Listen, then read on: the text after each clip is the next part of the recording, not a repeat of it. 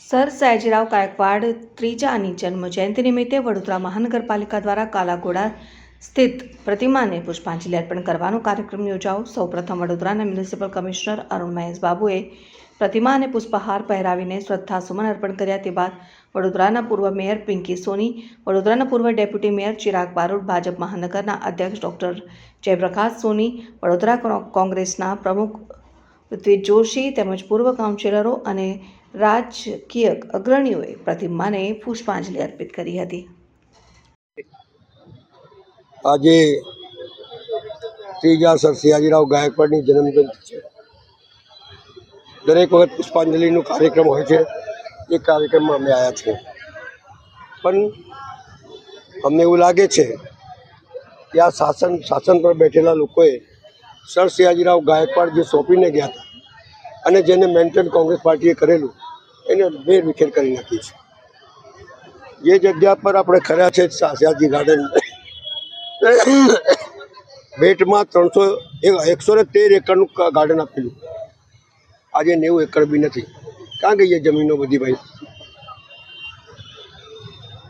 આપણો palace, મહારાજાનું palace, Lakshmi વિલાસ palace, જેની સુંદરતા જાળવવાનું સત્તા પર બેઠેલા લોકોનું કામ છે, એ જાળવી શકતા નથી।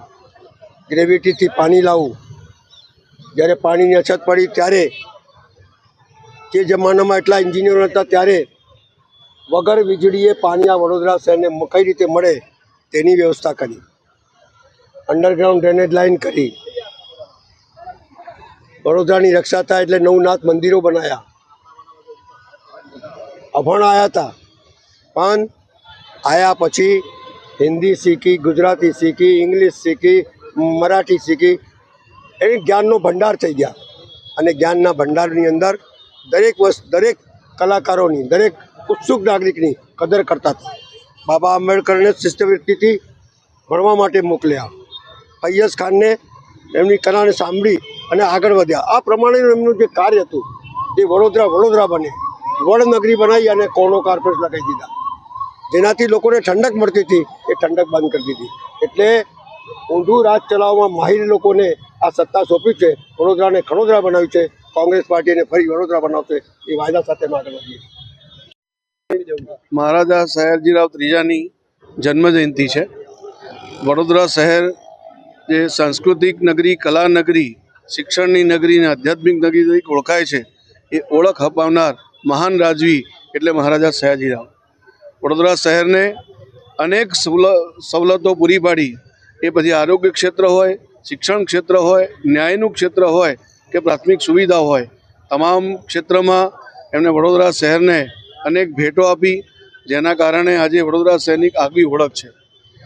મહારાજા સયાજીરાવજીએ પોતાના સમયમાં વિદ્યાર્થીઓને ઉચ્ચ શિક્ષણ મળી રહે એના માટે સ્કોલરશિપ સ્થાપવી, ઉચ્ચ શિક્ષણ માટેના પ્રયાસો કરવા, કન્યા કેળવણી જે તે સમયે ખૂબ જ અઘરો વિષય હતો એના માટે પ્રયાસો કરવા, ગામે ગામ લાઇબ્રેરી સ્થાપવી અને લોકોને વાંચન પ્રત્યે રુચિ વધે એ પ્રકારના પ્રયાસો કરવા, આવા એક અનોખા પ્રયાસોથી એમને એક મહાન રાજવી તરીકેની પોતાની ઓળખ ઊભી કરી હતી।